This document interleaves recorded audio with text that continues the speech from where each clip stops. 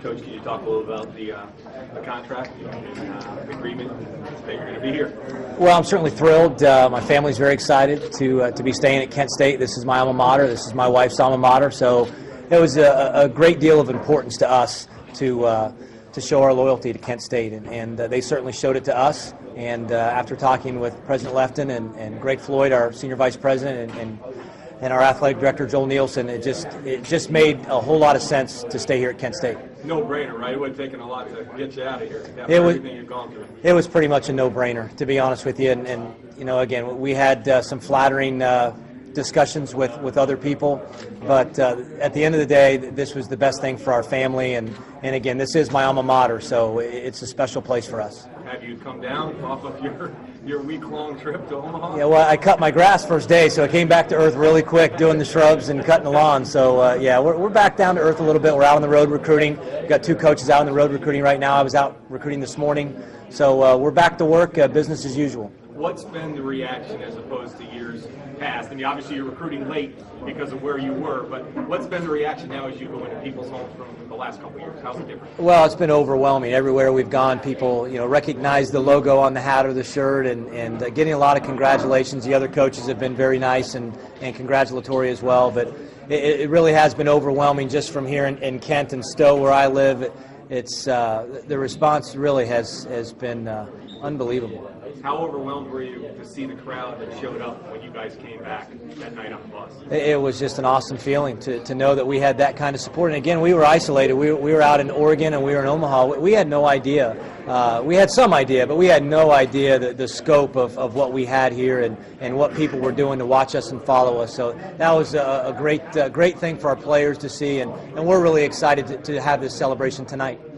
How do you build on the success that you had and keep that foot on the accelerator, so to speak, while program just taking over? Well, we just try to be consistent. We have the same coaching staff we've had for the same 8 years, and year 9 is starting, and we're just going to be consistent. We're going to do the same things that we've done, recruit the same type of kids, and go into homes and talk to families about Kent State, and hopefully just continue that success. But certainly expectations have raised a little bit. That's a good thing. Expectations are always great. We're going to have those, and we're going to do everything we can to meet those expectations. You talked a little bit about Nick Hamilton signing with the Indians. He leaves for Goodyear tomorrow. Yeah, it's a great story. I mean, Nick is such a great kid. He worked so hard, has overcome so much in his life, and he deserves everything he gets, and had a great year for us. We wouldn't have been where we were without him, and we're excited to see him in that Cleveland Indians uniform. I mean, 11 recruits, 11 Major League draft picks in the last 2 years.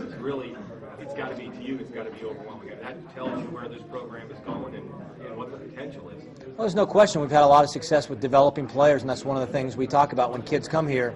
You're not only going to win championships and you're going to graduate, but you're going to develop into a better player. These kids want to go on to play professional baseball, and we've been fortunate enough to develop guys here, and they've got those opportunities. You've been here long enough so you're able to lay the foundation. Now you've had the successful run to the postseason that you've had. How do you change anything? Do you tweak anything? I mean, how do you take it as you go into your summer? If it's not broke, don't fix it. We're going to keep doing what we've been doing. We're going to work very hard. We're going to be on the road and see as many players as we can. And our recruiting classes are small, usually from 6 to 8 players. We don't bring in a great number of guys and tell guys they've got to leave. We develop the guys we have, and we're going to try to sign 7 or 8 guys this year again and just continue to work on the younger kids. Now you're starting to work on, you're actually looking at the class of 2014 and even the class of 2015. You start looking ahead, but right now we're focused on the class of 2013, the kids that just finished their junior year. Those are the kids that we're recruiting.